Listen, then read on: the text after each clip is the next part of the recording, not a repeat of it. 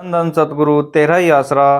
प्रेमी करपाल सिंह, गांव 12 ML, डाकखाना 1 PS, तहसील पदमपुर, जिला श्री गंगानगर, राजस्थान से परम पिताजी की अपार रहमत के एक अद्भुत करिश्मे के बारे में बताते हैं।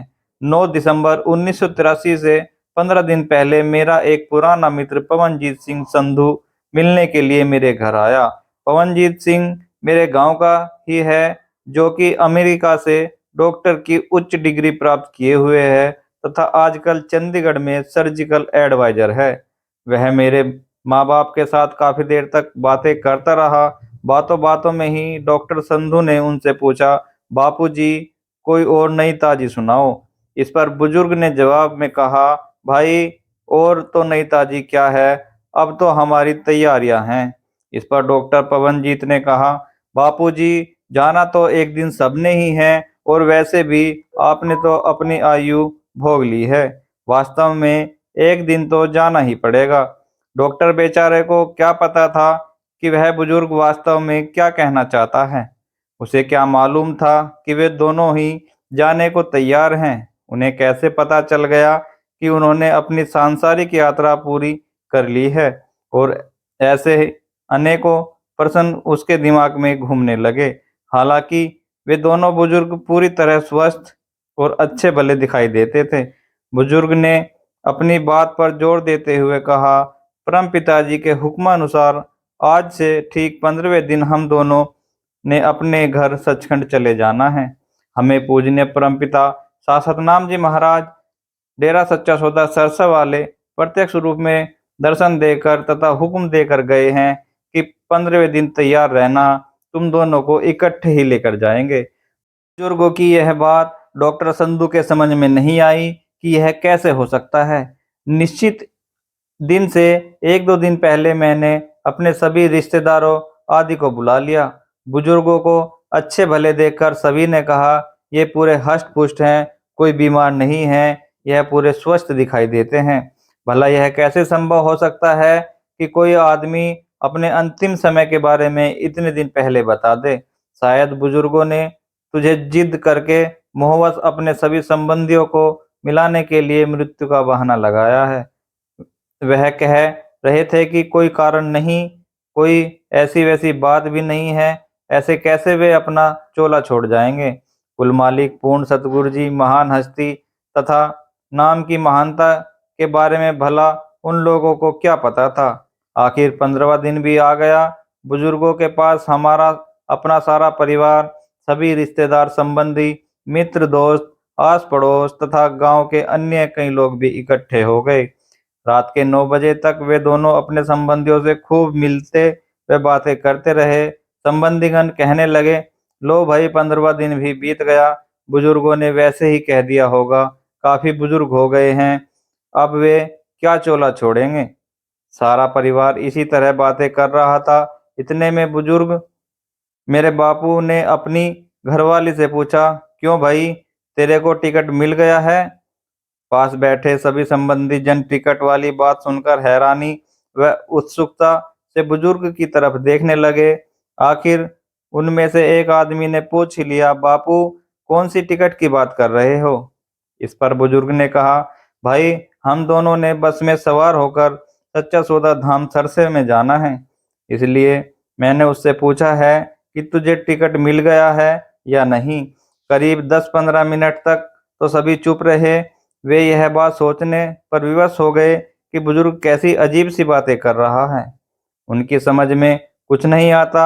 इतने में बुजुर्ग माता ने कहा, अगर सभी ने खाना खा लिया है तो चाय बनाओ, आज हम सब इकट्ठे बैठकर चाय पिएंगे। इस प्रकार सभी ने वहीं पर बैठकर चाय पी और उसके बाद लगभग 20 मिनट तक खूब बातें करते रहे। प्यारे सतगुरु जी का वह कोई अनोखा ही खेल था कि बातें करने में सारा परिवार इतना व्यस्त हो गया कि उन्हें वह बात भूल गई कि आज बुजुर्गों ने चोला छोड़ना है। इसलिए तो वे सब वहां पर इकट्ठे हुए थे। अचानक ही यह देखकर वे सब चौंक पड़े जब बूढ़ी माता ने एकदम हाथ जोड़कर धीमी सी आवाज में धन धन सतगुरु तेरा ही आसरा का नारा लगा दिया। सचमुच ही उसे सचखंड धाम का टिकट मिल गया था। और वह अपने प्यारे सतगुरु जी के साथ निज धाम जा चुकी थी। उसी प्रकार 10 मिनटों बाद मेरे बापूजी ने भी अपने हाथ जोड़े तथा धन धन सतगुरु तेरा ही आसरा बोलकर अपनी आंखें बंद कर ली। अर्थात वह भी अपना चोला छोड़ चुका था। अपने बुजुर्गों की इस प्रकार की मृत्यु को देखकर वहां उपस्थित परिवार के सभी सदस्य कुल मालिक परम पूजनीय सतगुरु जी का बार बार धन्यवाद करने लगे। न कोई बीमारी, न किसी प्रकार की कोई तकलीफ तथा न ही किसी प्रकार की कोई मानसिक परेशानी, बल्कि अपने भरे परिवार में खूब बातें करते व हंसते हंसते उन्होंने अपना चोला छोड़ा। वह भी ठीक निश्चित 15वें दिन, जैसा कि सच्चे पातशाह जी ने उन्हें हुक्म दिया था। हमारे बुजुर्गों के चोला छोड़ने पर हमारे किसी संबंधी ने एक बार पूज्य परमपिता जी से प्रार्थना की, तो वालिदो जहान परमपिता शाह सतनाम जी महाराज ने वचन फरमाया, क्यों भाई, गया ना अपने मालिक के साथ? भाई, गुरु वाले तो यूं ही जाते हैं। अर्थात मेरे माँ बाप को सतगुरु परमपिता जी खुद लेने आए थे और वह इसी प्रकार धन धन सतगुरु तेरा ही आसरा का नारा लगाकर अपने प्यारे सतगुरु जी के साथ चले गए। प्रेमी जब अपना चोला छोड़ता है तो वह अपने मालिक के साथ हंसता हुआ जाता है। उसका प्रत्यक्ष प्रमाण उसके मृतक शरीर व चेहरे से स्पष्ट दिखाई देता है।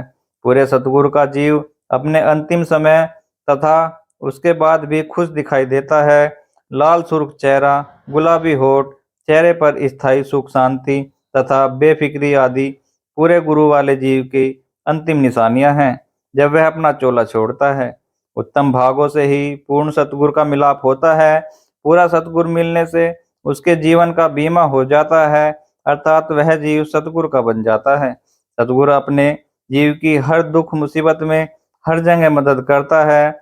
मौत का कष्ट सबसे असहनीय होता है, परंतु पूरे सतगुरु का प्रेमी जीव अपना चोला ऐसे छोड़ता है जैसे हम अपने शरीर पर से पुराना कपड़ा उतार देते हैं। अर्थात बिना किसी कष्ट के वह बड़े आराम से अपना चोला छोड़ देता है, क्योंकि उसका प्यारा सतगुरु उसे स्वयं लेने आता है। मेरे बुजुर्ग माँ बाप ने कुल मालिक परम पिताजी की अपार कृपा से पूरे परिवार के सामने बातें करते व हंसते हंसते अपना चोला छोड़ दिया। ठीक उसी निश्चित दिन पर, जैसा कि उन्होंने 15 दिन पहले सरेआम अपने परिवार में कहा था कि हम दोनों 15वें दिन अपने प्यारे सतगुरु जी के देश सतलोक में चले जाएंगे, हुआ भी ठीक उसी प्रकार। निश्चित दिन पर समय अनुसार सतगुरु परमपिता शाह सतनाम जी महाराज स्वयं मेरे माँ बाप को अपनी इलाही गाड़ी में बिठाकर दुर्धाम सतलोक निज धाम ले गए, जहाँ स्थायी आनंद है। धन धन सतगुरु तेरा ही आसरा।